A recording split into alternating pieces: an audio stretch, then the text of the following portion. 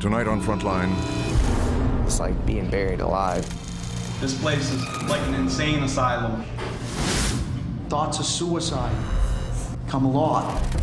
Solitary confinement. You can't get yourself wound up because you can't leave that room.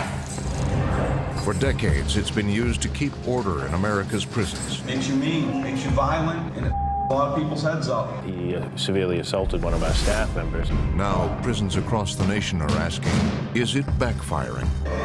You can have them do their whole time in segregation. I don't want them living next to me when you release them. Tonight, the story of one prison and a warden who wants to reform his isolation unit. And I'm not interested in burying it. I'm already buried, though. The story of 6 months in solitary. Try to be normal again. Solitary confinement and death row in the United States are directly correlated. There are around 80,000 inmates locked up in solitary confinement, with 61% of them on death row right now. With such a high number of inmates on this list, the yearly cost will keep going up. The total cost of a death row inmate in solitary confinement is mind-boggling. The cost of solitary confinement is $78,000, and housing a death row inmate being $90,000. This combined is over $150,000, and when the death penalty is carried out, it could cost the state over $100,000 extra. So all tallied, the execution of one man that is only on death row for 1 year can reach $250,000. This is only for 1 year, as said, and people have been on death row for over 20 years. With all of the costs, there are specific restrictions and strict rules of solitary confinement. Confinement behind a solid steel door for 22 to 24 hours a day, severely limited contact with other human beings, infrequent phone calls and rare non-contact family visits, extremely limited access to rehabilitative or educational programming, grossly inadequate medical and mental health treatment, restricted reading material and personal property.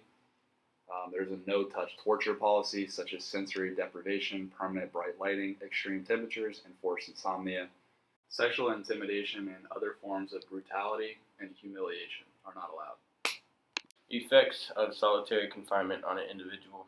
Solitary confinement doesn't just cause psychological symptoms, but also physical symptoms. These can range from heart palpitations, headaches, light and sound sensitivity, muscle pain, digestive problems, dizziness, loss of appetite, and weight loss. The effects on the brain. 1 in 3 solitary confinement prisoners are psychotic or suicidal, with prisoners exuding hypersensitivity, paranoia, and hallucinations. Some prisoners even develop nonsense syndrome or Ganser syndrome.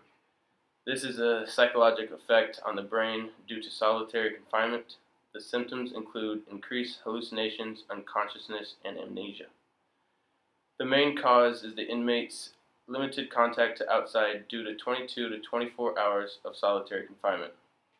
The real effect of solitary confinement to the prisoner population is fear. Solitary confinement and the rumors that come with it strike fear into inmates. The thought of never seeing light or not knowing what time of day it is, or the thought of losing all interactions with human beings, strips them of all freedom, even the tiny bit of freedom they have in prison. Implications. Due to the short and long-term effects of solitary confinement, supermax prisons are beginning to shut down. The government is beginning to understand that solitary confinement is a form of torture that costs 5 times more than a regular inmate. In 2016, President Obama banned solitary confinement for juveniles. This was a big step in helping to end the solitary confinement.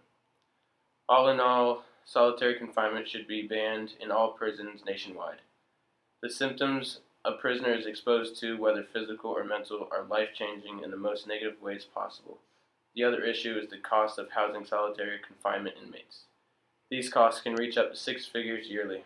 This money can be used for much more important tasks aside from being spent on solitary confinement.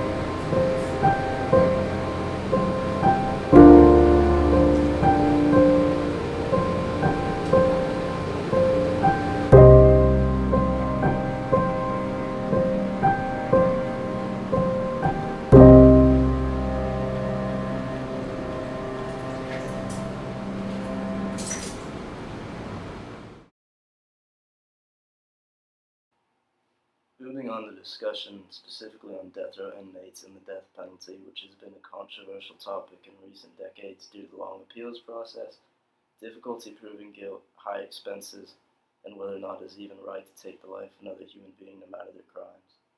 In Taj Acker and Bonventre's cleverly titled Living on Death Row, there's an excerpt that reads, "Living conditions on death row have tended to be purposefully inhospitable on the basis of the presumption that those who end up subjected to those custodial settings are not only the most serious possible offenders, but are also extra tough and predatory individuals who pose a continuing danger to others. However, the evidence does show us that a disproportionate number of terminally confined individuals experience serious mental health problems and that their disabilities are predictably aggravated by the onerous conditions of confinement to which we have subjected them. In other words, we have gone on to respond to those we deem the worst of the worst by translating them into the worst off. Nearly half the inmates currently awaiting execution have been confined for at least 15 years, including more than 200 who have been incarcerated for more than 3 decades. The 20 prisoners executed in 2016 remained under sentence of death an average of 18 and a half years. And of the 2,802 death row inmates, 61% are confined to their cells more than 20 hours per day. In South Dakota, they permit just 45 minutes of daily out-of-cell recreation time. Several states have implemented policies allowing death row inmates more time out of their cells to spend time with others, exercising and eating, and some are able to hold jobs. These states include Colorado, California, Louisiana, Tennessee, Nevada, Virginia, and most recently Arizona. The death penalty itself takes a toll on taxpayers due to having high costs that average $51 million a year more than prisoners who are in prison for life without parole in the state of Florida. Based on the 44 executions Florida carried out since 1976, that amounts to a cost of $24 million per execution. In the state of North Carolina, 43 people have been put to death since 1976 at $2.16 million per execution.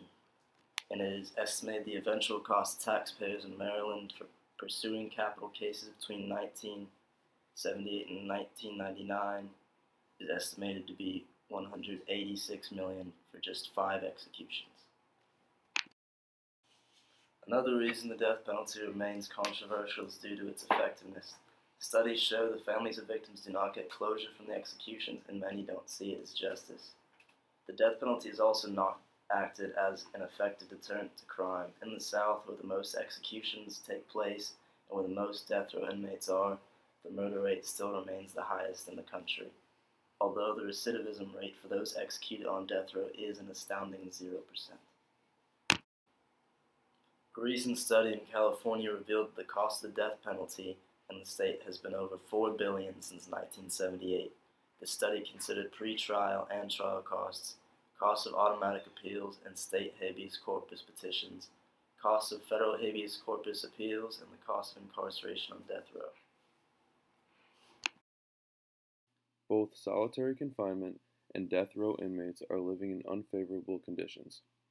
Most people in solitary confinement are put there because they are a danger to the general population of prisoners or are being punished for violating the prison rules and regulations. Death row inmates are obviously receiving capital punishment for the heinous crimes that they have committed. For most outsiders or the individuals of free society, it is hard to sympathize with these prisoners regardless of the conditions that they are put under. With that being said, these brutal living conditions can be considered cruel and unusual punishment, and some would argue violate the Eighth Amendment right of these individuals. In particular, solitary confinement given to individuals that aren't serving life sentences can be detrimental to their mental and physical well-being, even to a point that would make them unfit to return to society. Reform needs to be made within the U.S. prison system regarding solitary confinement and death row.